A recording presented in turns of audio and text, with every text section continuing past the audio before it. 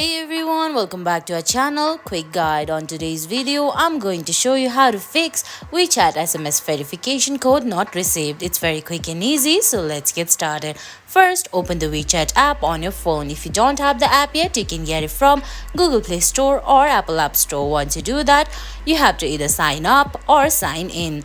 On that process, they're gonna ask you for SMS verification code, which will be sent to your phone. If you don't receive the verification code, these are the steps you have to follow. Go back and long press WeChat app. There you can see a small menu will appear. On the top right of that menu, you have to tap on app info.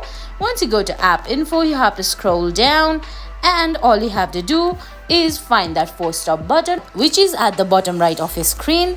Tap on it. Another step you have to do is go ahead, scroll up and find storage option there. Under storage option, you can see there are options like app, data, clear cache and total. You have to select cache and clear it. Then you have to go ahead and clear data as well. And guys, that's it. That's how you fix WeChat SMS verification code not received on your phone. I hope you found this video helpful. If you did, please give it a thumbs up, leave a comment, subscribe to our channel and hit that bell icon. See you in the next video. Thanks for watching.